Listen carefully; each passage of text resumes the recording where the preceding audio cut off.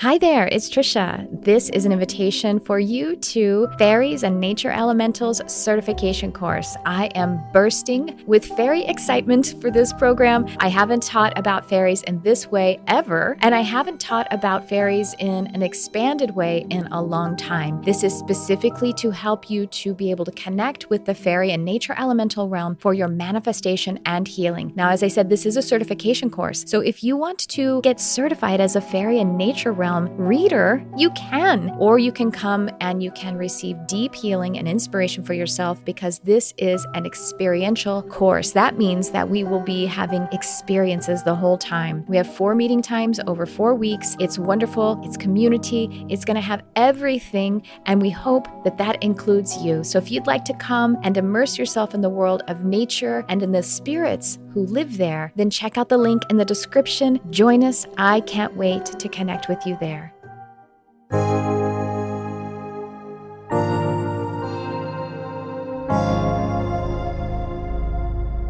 Hello and welcome to the Charmed Life podcast.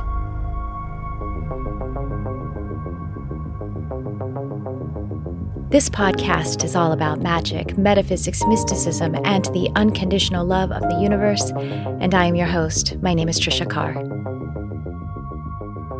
Welcome to this episode, which I feel will definitely serve you a heavy spoonful of blessing and inspiration.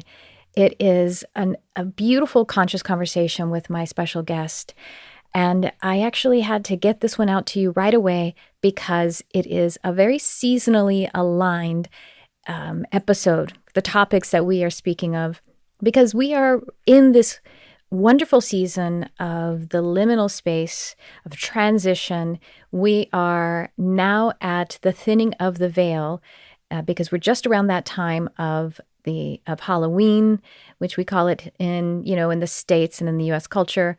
It's also called Samhain, which is the Celtic pagan, earth-based spiritual paradigm, that high holiday of the Celtic New Year.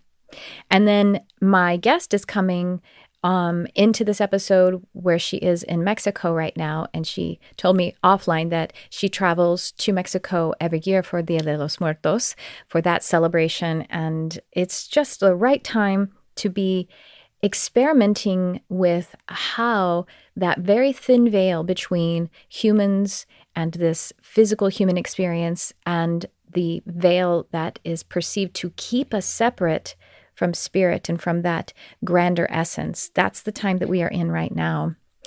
And so I wanted to get this out to you right away. We do go live for the conversations, and also I go live for to do solo episodes of the podcast on my YouTube channel. And so the best way for you to stay on top of it so that you could also join us live and interact and be a part of that wonderful actual experience of being together in that regard. Of course, you feel it in a different way by listening to a replay as well. But what you want to do is join my mailing list. You'll find the link here in the show notes. You can also just, make sure you subscribe to my YouTube channel and find a way to click the little bell so you get notifications. You can click that bell on any video. But the reason you want to join my newsletter is because that's where I really am announcing all the things, and I announce it there first. And that's the only place where I will release scholarship applications for when I'm offering scholarships to programs and whatnot. And also, I actually just give out, articles and different kinds of writing that, help us to be attuned to the energy scape, such as it is. So join my mailing list. That's what I have to say about that. Now, I do talk about my Fairies and Nature Elementals Manifestation course. That is coming up on November 5th of 2023. And if you're listening to this at some other time, I encourage you to check the website anyway, because many of my courses I actually do offer on demand after that. And then you can join Sacred Sphere, which is my community for intuition and manifestation development. And if you were a person who was developing your psychic or intuitive abilities and you want a place to expand those in tandem with either my animal communication or my mediumship course or something like that, then Sacred Sphere is the place that you will be able to do that. And even if you're not a reader, it's where we're learning and practicing our manifestation frequency. So check those out. But the nature spirits and the fairies and nature spirits, let me say my own course correctly. It is called Fairies and Nature Elementals Manifestation Course. Manifest a new reality with nature spirits. It's just so perfectly aligned with this conversation with HeatherAsh Amara. That's my guest. That's who I'm introducing to you. And then also I do have a very special workshop that is for the season, for the time of Halloween, All Hallows, Samhain, and that is my Spirit Animal Manifestation Workshop. It's happening on Sunday, October 29th, and it's a 3-hour workshop. It's going to be very experiential. It's also very affordable. If you're a member of Modern Mystic, it is 1111. There's a coupon code you get to bring that course all the way down to $11.11. So check the show notes for what I mean by Modern Mystic Life, which is my subscription platform, for the Fairies and Nature Elementals course, and for the Spirit Animal Manifestation Workshop, which is going to be amazing. Okay, now I want to invite you to this conversation with HeatherAsh Amara, best-selling author, mentor, land steward, and philanthropist. HeatherAsh Amara has spent the last 3 decades weaving together earth-based wisdom, mindfulness, and practical strategies for creative, courageous, and compassionate individual and community change. HeatherAsh is the author of 9 books, including the best-selling Warrior Goddess Training series and The 7 Secrets of Happy and Healthy Relationships with Don Miguel Ruiz Jr. When she's home, HeatherAsh plants her feet in New Mexico, but as a lifelong nomad, she spends most of her time traveling, teaching, and writing in cafes around the world. I'm getting chills just recalling this conversation, and it was just a few minutes ago as I'm recording this. So open your being up to this conversation, to she'll talk about this, the wildness, the willingness, and the wisdom that comes through in this offering with HeatherAsh Amara. And as I said, hang on until the end because I have a special little something to share with you, a little bit of a teaching that is actually exclusive teaching, but I thought I would share it with you. And so hang out until the end. I will chat with you on the other side.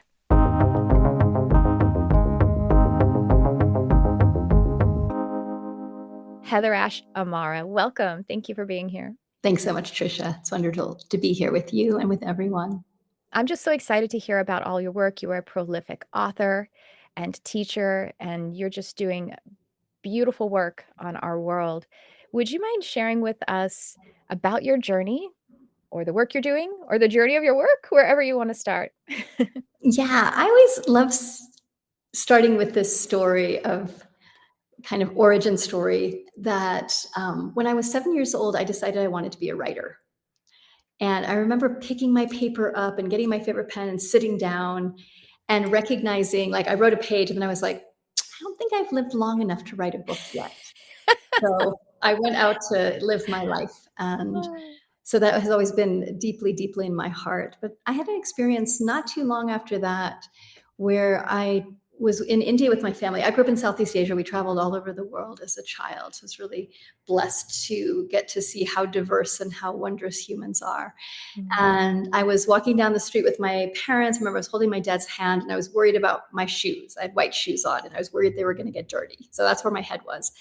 And I looked up and there's this 7-year-old, about the same age as me, young Indian girl walking towards me. And she had bare feet. She had rags on. Basically, her hair was really dirty and knotted. And as we walked close to each other, our eyes locked and just everything else went away. And I just felt this immense love and this immense connection. And I could see that she was feeling the same thing as well. And that lasted, 2, 3, 4, 5 seconds. Whoop. and my life was different. Wow. And that was like a deep, deep bone recognition that Mm, there is not separation in the way that we think of, that there's different humans or different trees, or right. that the animals are separate from us. So I Yeah. feel like a lot got seeded in me, like many of us as a young girl. And I've just had such a blessed life to get to teach and share and travel around the world. Wow, at 7 years old, you had such a powerful soul recognition and you remember it. That's really beautiful. And so with this other little girl, when there was this recognition, was it you felt that unity consciousness, I Mhm. guess. And you created that space of there being a mirror. I'm feeling into this that she also saw in you an aspect of herself too, which, you know, helped to resolve any discomfort that she may have been perceiving at the moment that she didn't have shoes when you had the beautiful white shoes. It's just like how we come together to make one another whole, you know? Mhm. Yeah. Yeah. Yeah. And to see past the Mhm. frame, basically, into the heart. Perspective, right? Yes. Because because the limited or the separation consciousness, it creates suffering in us because it is a constrained perspective. It is a false belief in the fact that we are, you know, limited or that we are separate. So that's really beautiful. Yeah. And so so when did you start writing? That you didn't start writing when you were, what was that, like 5 years old? You're like, "Something's supposed to happen with this, but I ain't got it yet." I don't know what it is yet. I've always written, like I kept journals for most of my life.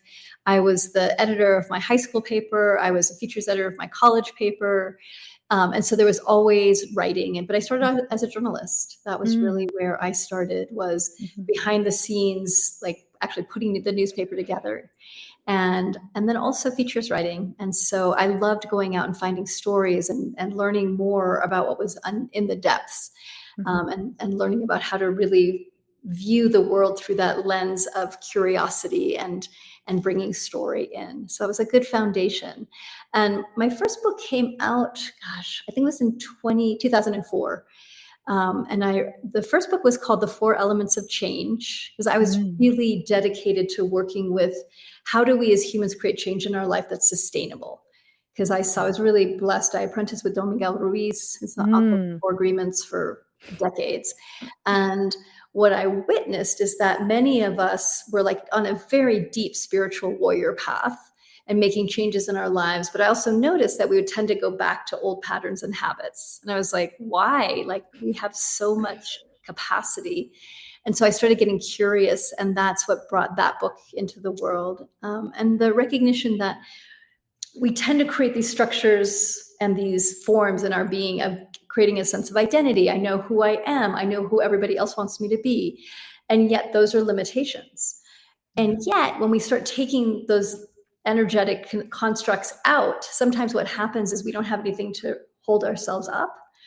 And there's this space. And so we start grabbing things from the outside or pulling the old pattern back in without recognizing it. So Right. that's when I really started working more deeply with the elements, with air, fire, Mm, water, and earth, and the seasons, and realizing that we're often in a linear mode of being, of like, if I do it right and I follow all the steps, then I will be happy, or I will get the partner. Like, there's a very linear way that mhm. is often based in punishment and reward. Yeah. And I started really studying and deepening into the cycles. So that Mhm. seasons of honoring the birth cycle, the learning how to sustain things, learning how to let things go, learning how to be in relationship to death, and how important the elements are to that. So those four, like, life elemental forces of air, fire, water, earth, and using those for all of us to use as a new structure to hold us, to be in relationship with those beautiful elements in gratitude for gifting us our life and this existence. And that then it makes it easier to take things apart and create more spaciousness, because we know we're held by something larger than us.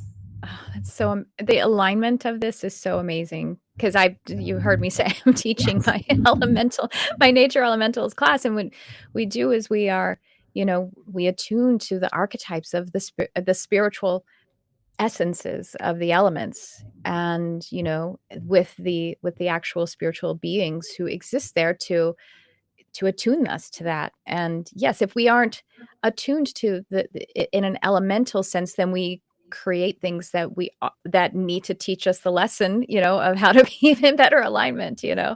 Yeah. That's amazing. And all the other thing that's really synchronistic about the time that we're doing this is, I swear, in the last couple of weeks, there are 3 different clients that I prescribed to them the 4 agreements. Oh my gosh, I love it. Yeah. And one of them came back to me and said, "I've read it 4 times. It has changed my life."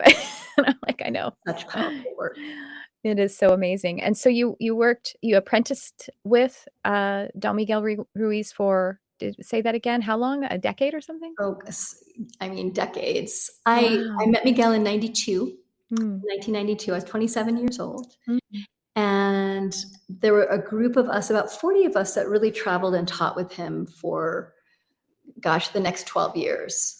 And then I went and created my own center, started teaching and taking groups and traveling, and still have a very deep relationship with the Ruiz family. So I still teach with Wow. them, and have written a book with Don Miguel Ruiz Jr. So Oh they're my definitely my gosh. heart family, and I'm really honored to get to bring the Toltec wisdom through. And I like to think is that I bring it through the feminine, through the divine feminine.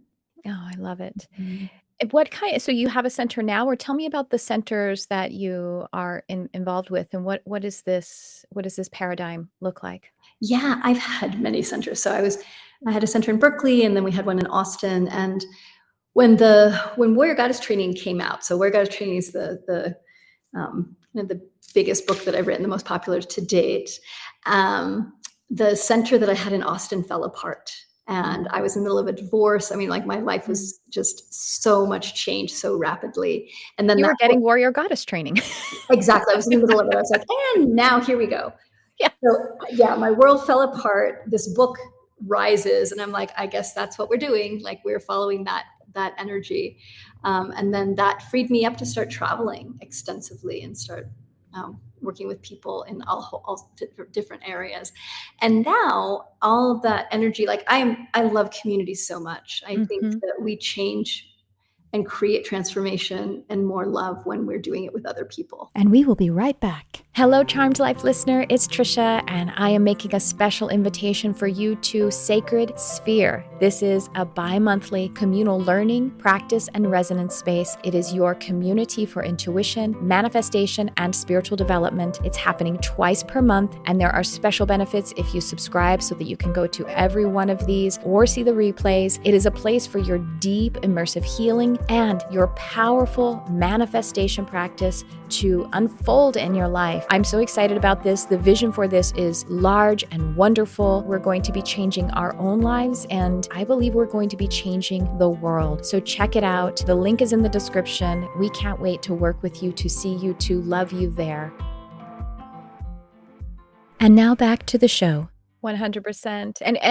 And where we've, post pandemic, and the way, it's really honestly deeply injuring some people, or because we do have this, even somehow deepened this habit of being more separate or isolated. But I agree, community is, we grow exponentially in community. I do one-on-one work, but my one-on-one work, I'm like, you got to get into the communities. Either I have a couple I can offer you, but if not that, then somewhere else. It contextualizes everything. I call it spiritual osmosis. When one person grows, we catch that, and we grow exponentially too by that third, essence of resonance, which is like a God frequency. And that's exponential growth. It's not just like 2 people growing times 2. Yes. It's, it's times a million, times infinity. Yeah. So, and what does it look like, the spiritual centers, or the spiritual centers? What, that what you would call it? Yeah, What do well, the what I centers have like? now is a wilderness retreat. Okay. So I've I love it. always wanted to have a place off grid where we could Yeah. bring people to really reconnect with the land. And that's Mhm. something like community and then being on the land, letting Yeah. the land be the teacher, letting the earth be the teacher. Mhm. And so 4 or 5 years ago, was blessed to buy 180 acres of land outside of Santa Fe, New Mexico, up Oh. against the Sangre de Cristo Mountains. So we have Mhm. 1.8 million acres of national forest as our backyard. It's Wow. quite spectacular. And we had started building an Adobe kitchen. So we had a community kitchen built, and we're just about to kind of do the next level. And a huge wildfire came through last year. It was the Mm. biggest wildfire in New Mexico, and we lost 90% of our forest. Oh. So it was devastating. And it was such a big shift of like just realizing like, okay, I'm at the front lines of climate change here. This is it. Like this is happening, and how to learn how to restore the land and to listen, because I really consider myself a steward of that land and that it brought me in. And so there was a period post fire where I was like, all right, do we still go forward or do I leave the land alone? Like, what does the land Mhm. need? What does it need? And it was so beautiful because Lamb was like, nope, I need you more than ever. Like, let's keep going. And so we just Mhm. finished a retreat there. I was up there for 3 weeks, and we have a teaching yurt now. We just built a bathhouse with toilets and showers. So exciting. So that's where a lot of my heart and effort and energy and love has been going over the last 3 years specifically is to build that sanctuary. I really think of it as a Mm. sanctuary for the animals, for the trees, for the life, and for the humans. We as humans need sanctuaries where we can come and reset and Mhm. unplug and get back into relationship with the cycle. So it's Mm. just a huge honor to get to dance with that land and bring people Mm. there. That's so beautiful. So the center is operational now? Oh, that's so good. Mhm. And you're providing you and those who come there are helping the land there to heal Yeah. and to regenerate in the way that is correct.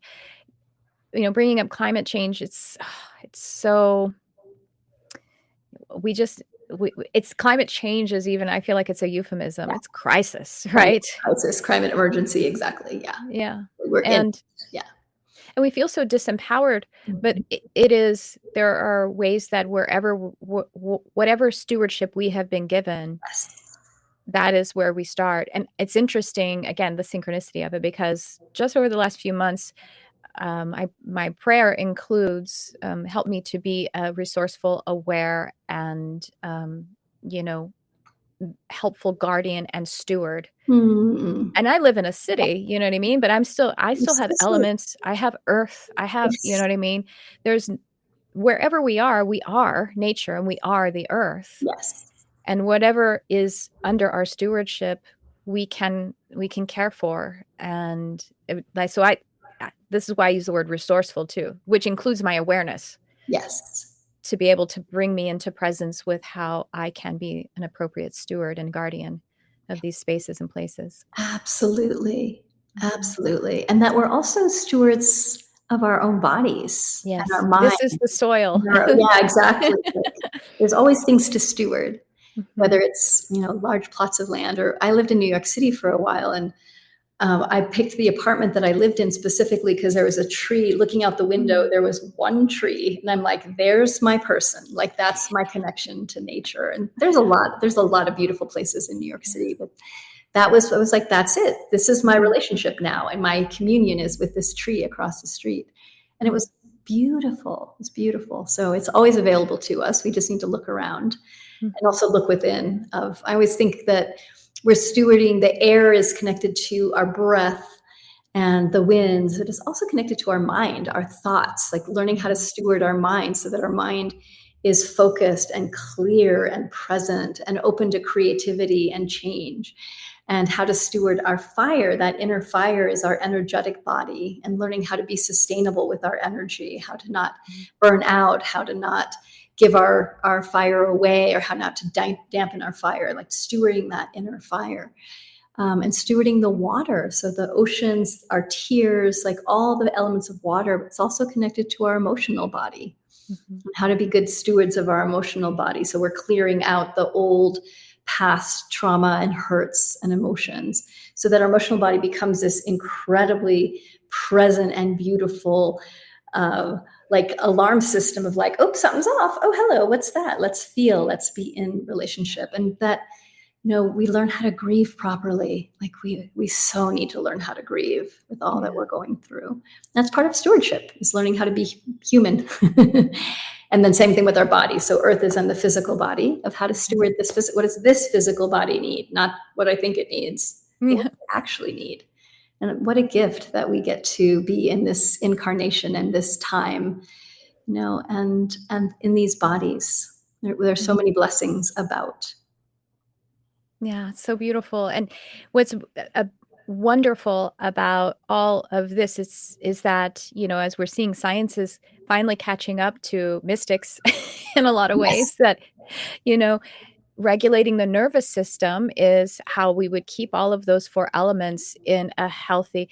I literally had a client right before we started on it, and I was telling her this. I was saying, when we're dysregulated, that means we're not tending to those elements. So if we're under stress, that is like poisoning the soil. This is the soil from whence any of our creation springs. So we wouldn't add poison and expect a seed to be able to gestate and spring forth in a healthy way to give back to the garden. So it's simple as that is. Yeah, like science is catching up to regulating the nervous system, and which directly correlates to the reticular activating system, which is just another way to say your magnetism, And the breath is it. We have this magical way to use the breath of life to bring all of that into alignment, because if we breathe intentionally, slow and easily, then it does shift it creates the right kind of fire in our nervous system. Yes. It brings it up or down, it attenuates it the way that it needs, and then we are curating the soil. We're not poisoning it with the other things. And it seems like too simple sometimes, but that's the problem, right? We've gotten too distorted, too much static. Yeah. Yeah. Too much air So pollution. often, yeah, it comes back to how do we create more spaciousness inside of ourselves? How do we ground? Like, there's so many simple things that we, like you said, like sometimes we just want it to be more complicated. Or like, I already did that. It's like, but that's the thing. The breath, everything. Grounding and connecting to the earth is everything. Yeah, learning how to be present and really listen is everything. And so coming back to those foundational practices and getting the support and the love and finding the people that are also on a healing spiritual path is just so important. And you bring that together in community. I love that we remember that the base word of the word community is commune. What kinds of activities, or what would someone be able to experience or interact with if they were to look into visiting or being a part of your center? Oh my God, so fun. Well, we just started doing something called ritual recipes, and it's something I've been doing for years but didn't have a name for. So we've been really pondering, like, what is this exactly? And I love the idea of creating a recipe, because a recipe is something that you like look at what ingredients you have and then fill that out, and that we're also artists. And so like, oh, well, that I don't have this ingredient, but I can add this ingredient. So ritual recipes are an honoring of transitions that we're in. We just did a retreat, and we did a bunch of ritual recipes with the group there. And so let's say that somebody is learning how to receive and just isn't sure how to receive, or their child is going off to college and there's a big gap in their life, or they're wanting to start a new job and they're looking, like, there's so many transitions that we have in our lives that we don't often honor or name. And that for me, in any transition, there's, what am I letting go of? What am I leaving behind? What am I releasing, so there can be more spaciousness in my being? Yeah. And then what am I bringing in? What do I want more of? What am I yearning for? And that invitation to really listen deeply to, what do I want? Yeah. What does this being want? And so we start there for ritual recipes, is dropping in of what transitions are we in right now? What are we letting go of? What are we releasing? And what are we wanting to bring in? And then with a partner or with a group of people, then you start crafting, okay, well, what sort of ritual or ceremony would help me make this transition? Not as a Mm-hmm. concept, but as an actual experience. Yeah. And that the recipe gets written together, and then everybody does it and acts it out and makes it happen. Wow. So up at the land, we just got a clawfoot bathtub that's an outdoor bath. And so Mm-hmm. one of the women was like, I want people to chant to me, and I want to be in the bathtub, and I want rose petals, and I also want to let go of control. So I'm going to give different jobs to people, and you all figure it out so I can just rest into the ceremony. Somebody else one of the things I do is fire walking. I have a long history in relationship to fire. Wow. She's like, I want a fire walk. We're like, let's make it happen. So we did a sunrise fire walk ceremony for her, and then blew her energy field. She's like, I want air, and I want you, don't touch me. This isn't my physical body. I want my energetic body cleared. Use your breath and your love and just blow. So it's really neat because you get to ask for what you want and be creative, and then dance with the group and what other magic wants to arise. Oh my gosh. So That's incredible. Yeah. How and do people come what is the duration, or, how do people show up? yeah, that one Yeah. was a week long. Okay, it Mostly was a at retreat. this Uh-huh. point, yeah, at this point I've been doing mostly apprentices. I have an apprenticeship group online. Okay. Yay, pandemic! That have been meeting from all over the world, which is really lovely. And we're Mhm. slowly starting to get back to live. And so those particular one. And then what I'm hoping, the plan has always been, is to do something like a summer solstice public Mm. gathering and have people come and maybe have music and do ceremony.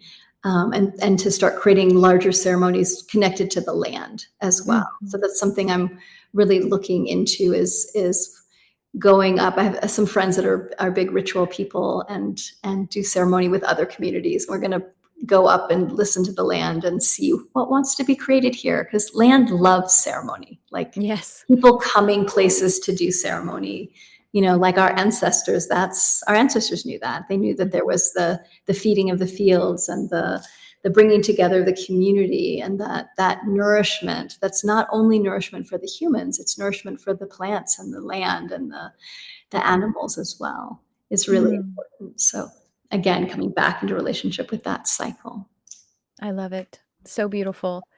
What kind of, what do people, let's call out the people who would be so well benefited to come to one of your retreats or one of your apprenticeships. Who do you serve? Who do we want to call out? If you're Mhm. experiencing this, then find Heather Ash. I'd say there's two main folks that get brought into the community. And one group is people that are in a big transition, that they're like, I don't know who I am. I don't know where I'm going. My life was this, and now this is changing, tower dissolved completely. I need to let it go because I know there's something else. So our community is really good at being like, come here, we got Mm, you. This is a safe mhm. place. And I'm one of the things that I'm really passionate about is helping shift the paradigm from the punishment reward model, which Yeah. I think of as linear, like if you do it right and there's a right way of being, and that so much of how we learn to treat ourselves and to treat others is good, bad, right, wrong, punishment, reward.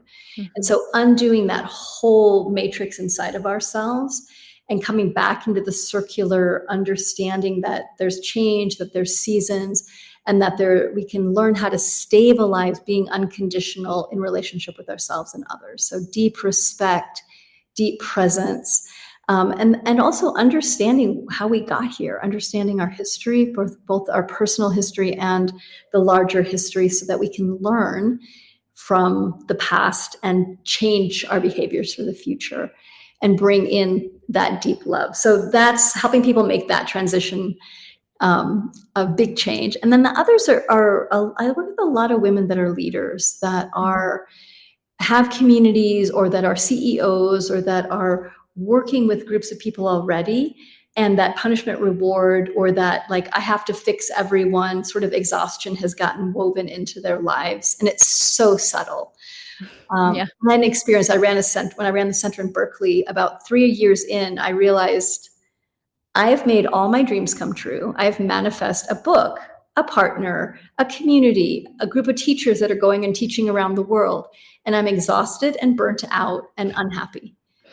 And I was like, wait, something's wrong. And Yeah. I closed that center down. I actually went on the road for a couple years to figure out, like, what did I do? Because I knew it was me. Like, at first I wanted to blame other things. And I'm like, no, I somehow did this. Yeah. And I just realized and took responsibility for the places where I was unhealed and really flipped my relationship with life. Because I had, like so many of us, like our worth is in our work. And I'd realized that my worth was in how much I was doing and making things happen. And that I flipped it. And I was like, I want to live from a spirit-based place, that's what's important. And that I'm connected to my intent. And that work comes after that. Yes. And so I created this, a book came out of it called Sacred Time Management that's now called Awaken Your Inner Fire. And about this idea of like figuring out what our true work is. And that true work is one word as I think about it. And that your true work is something you can do everywhere. Yeah. So it's not like so many people come to me suffering about their purpose. Yeah. I don't have a purpose. I'm like, oh, stop suffering about that, sweetheart, because it's probably not what you think it is. Yeah, that's the reason why you're suffering about it. That's why you're suffering. Exactly. And so the simplicity of finding one word, that's the quality that we're working to embody this lifetime. And that it can happen anywhere. You can be cleaning the toilet and practicing your word. You can be teaching in front of thousands of people. That it's beautiful because it just equalizes everything. So like my true work is love. And how do I bring love when there's conflict? How do I bring love when I'm, cleaning up poo after, a dog? My dog is so great. My dog up at the land jumped up onto my counter in my tiny little home. Diarrhea everywhere. Oh, like, honey. Honey, like, and I'm like, come here, let's clean everything up. Empowered Empath. This is a program designed for the sensitive soul, for the person with that empathic nature. And by the way, that is a healing ability. However, this is a healing ability that you can't turn off. You cannot turn off your empathic nature because it's more than just a psychic or healing ability.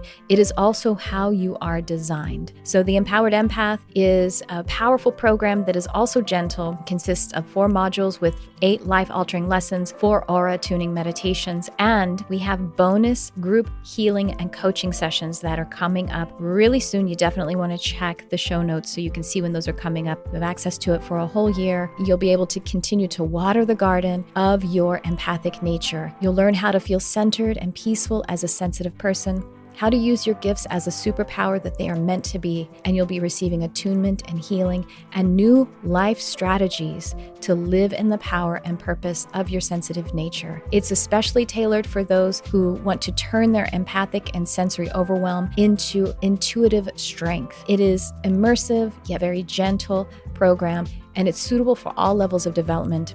And I especially recommend it for those whose human design body graph reveals that they have an undefined emotional solar plexus. So if you are just ready to turn that sensitive sponging into the thing that we really need right now, we need your sensitive genius shining on this planet to be in the high frequency, high functioning of your sensitive superpower. So join Empowered Empath. You have access to the lessons starting right away. Oh, by the way, it's very affordable and even comes with payment plans. Only $177 for all of this content, and you can make a payment plan of 3 months or 6 months. I made it extremely affordable and accessible because I know what it's like to need the help. So if it's your first time of really healing your empathic nature, or you need to do it another time, this is the program for you. I can't wait to see you there.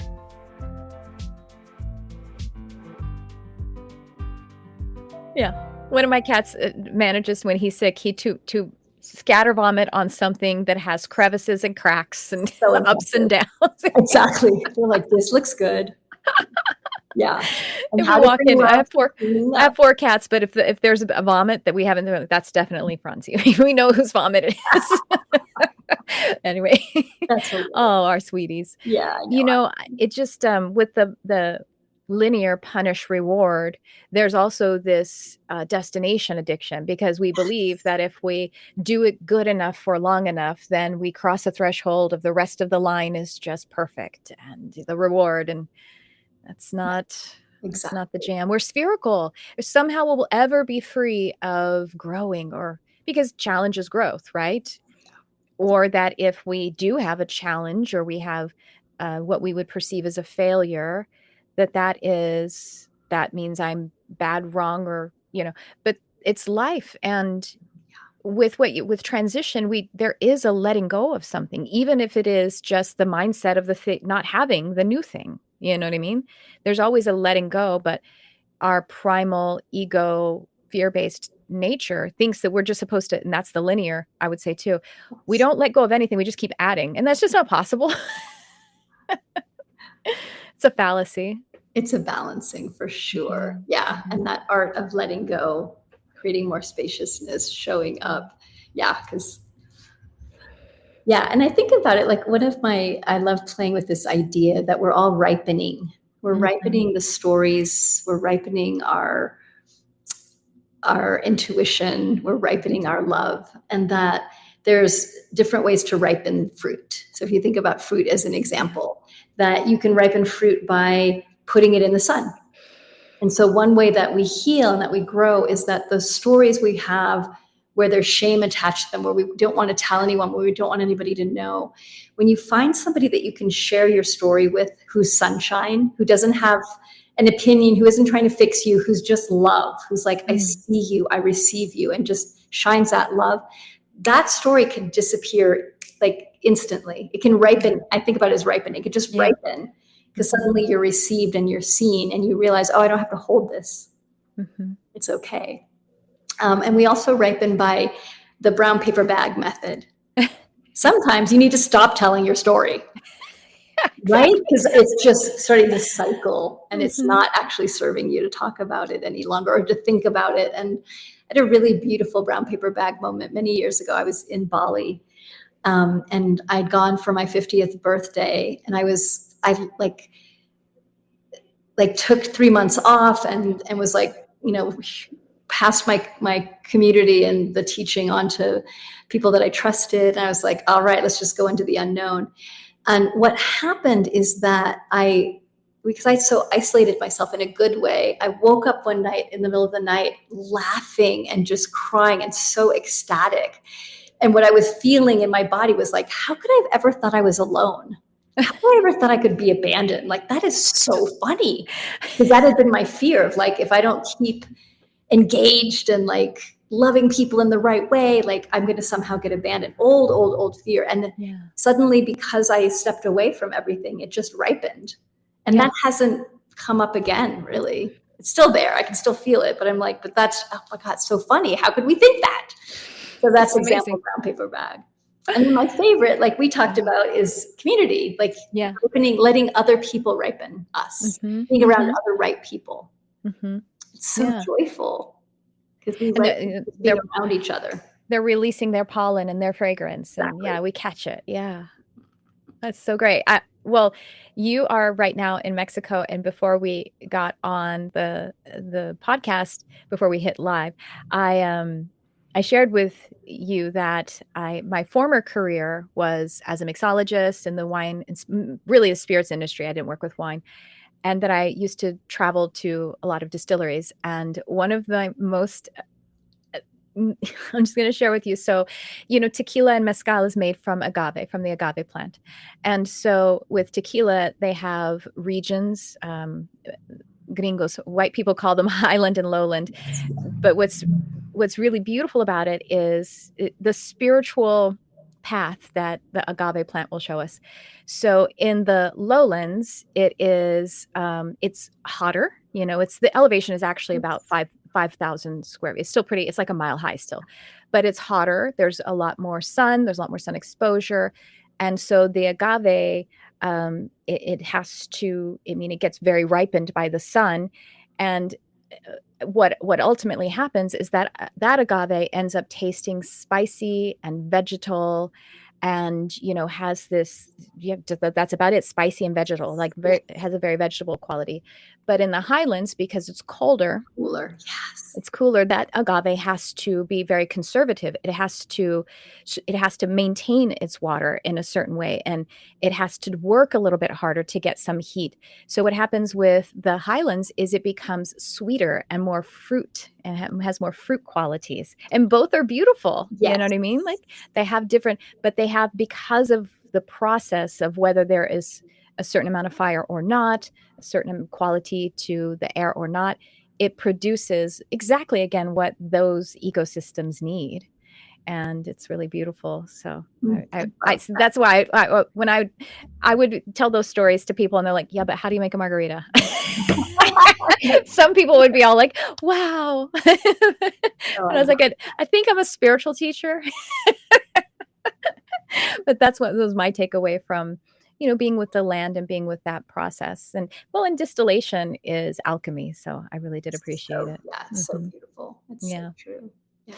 So you have a million books. You have a lot of books. Where books. Can they find them? All on Amazon? Yeah, and I always encourage people to go to independent bookstores and ask for them. Oh, nice. And also bookshop.org is a wonderful place to get books as well. And Amazon, of course, super easy. They're all available there.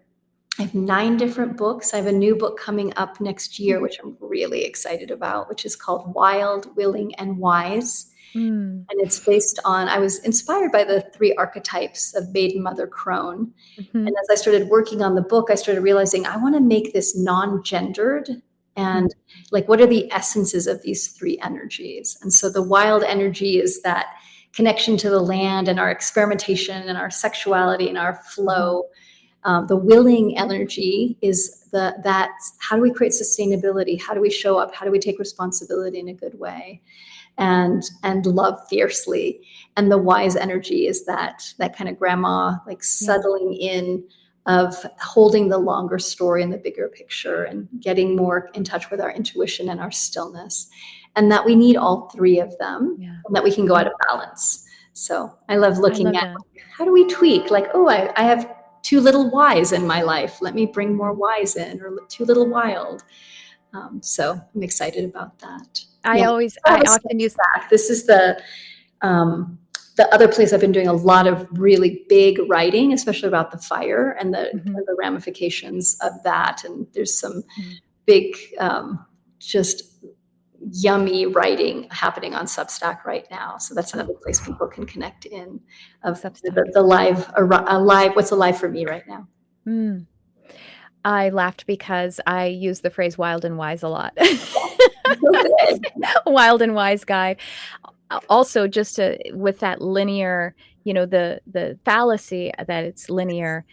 There's a client that I was speaking to recently who is, I can't remember who exactly it was, but that's fine because I'm not going to divulge her identity. But she's at motherhood. She's either pregnant or she's just had a child. I'm not sure. I remember which one it is. But she was talking about grieving losing the maiden. I'm like, no, you didn't lose the maiden. Yeah. She's still in you. Yeah, exactly. That idea we graduate, and that we then, it's a Russian nesting doll situation.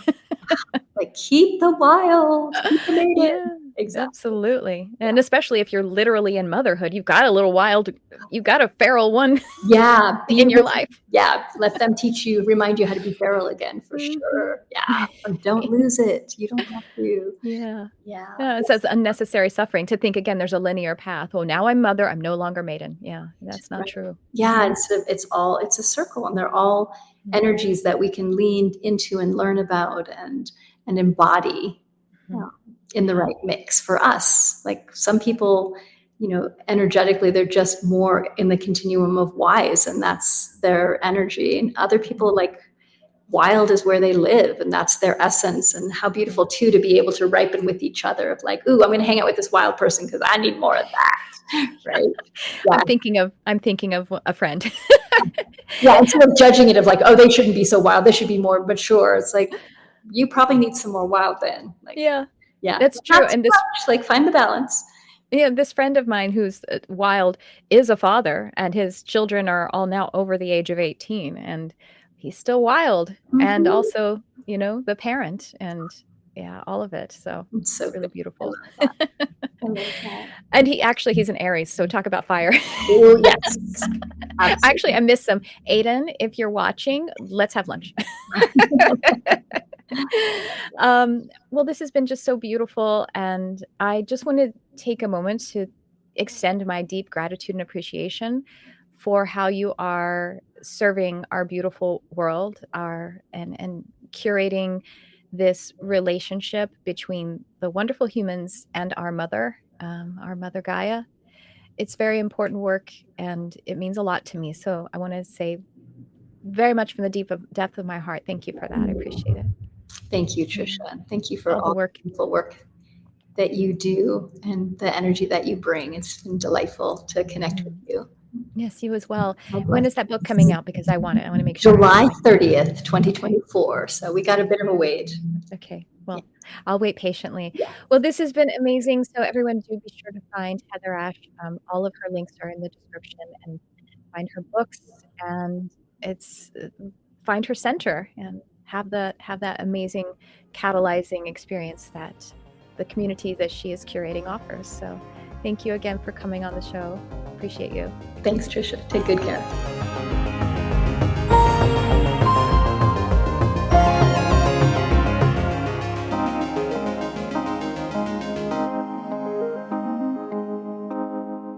Well, I hope that your heart feels as illumined from within as mine does from that conversation. To meet a kindred spirit is just one of the best things that we have going on in this journey, isn't it? And you all got to meet Heather Ash too. So there you go. And I wanted to share with you, to kind of align with this, a little bit of exclusive teaching. It's a small portion of a lesson that is in my multidimensional mediumship course, and it is in that course, which is available now. You can take it on demand, and then you join Sacred Sphere to be able to expand in the community of what you're learning, as well as the practical application of what you're learning. So find the link in the description if you want to learn more about that. But in this multidimensional mediumship, what I mean by that is really just having communication with all of the realms of spirit. So that does include past loved ones, that includes angels, that includes our benevolent star being guides, and that includes nature spirits. So we get attuned and open up each of those levels.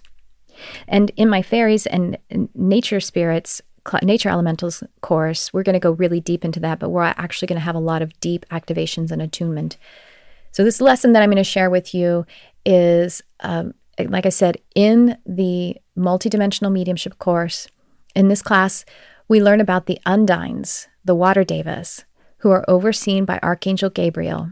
We discuss the undines' symbology and significance in legends, and we also learn about how cetaceans are ascended animals, or ultra elementals, who choose to incarnate on our planet. If you're not familiar with that word cetaceans are dolphins and whales. And so I share with you the insight that I have downloaded individually, but others also can connect with this awareness, this experience of undines, and also of these cetaceans or ultra elementals, which we're going to go much deeper into in the Fairies and Nature Elementals manifestation course. So here's a little lesson, a little offering from the course, and I hope you enjoy it. Next, let's talk about the water element, the undines. Water, the element of water, is overseen by the Archangel Gabriel. Therefore, the undines would be overseen by Gabriel. Included in here are merbeings, like the mermaids, as we say. And now mermaids, these I'm going to also include it in another part that has to do with something else called cryptozoology that's coming up. But what seems to be, for me, the thing that they tell me is good to teach about as it concerns mermaid or mer people is that they are actually vortices of energy. And so like a vortex, right? It's a spinning, sort of like a whirlpool. And that these are seen in the element of water. And they could be either just seeing the energy in the water, these vortex energies, or they could actually be sometimes literal whirlpools being created, the physical elements cooperating with it. This is the energy of the mer being. And so whether it's physical or energetic, whirlpool kind of energy or vortex energy, there is a consciousness creating that in the water element realm. And one can scry into those vortices and see creation and see their co-creation. And so as it concerns legends of mer people, then the sailors who reportedly saw them were needing to be connected with perhaps the divine feminine because they were largely male and probably largely heterosexual. And so they would scry into these energies and see that which they needed. And they would also see fish, you know what I mean? Because they were just physically existing under there. So that's perhaps what's going on there. They're much more than half fish and half person, you know. Now there could be a thought form experience of them. And there's nothing wrong that if you connect with a mermaid or merman and this kind of fairy, this is in the fairy realm, then you may experience them as that form. Like just like I saw Henry with the red hat and the suspenders. You know, he's not really physical anyway, not in the way that we are, but that's how I translated the energy. So just to sort of to affirm all of the experience. Also included in this that the undines are working with as, you know, who they're managing are the dolphins and the whales, the cetaceans. Cetaceans, which is the name for dolphins and whale type beings, are actually ascended animals. So what this means is that the souls of these kinds of beings actually ascended like a master, like Buddha or Jesus. They ascended, but they chose anyway to come here and to, even though the earth such that we are creating it now doesn't truly understand the fullness of what they are, they come here anyway, and they create a physical form.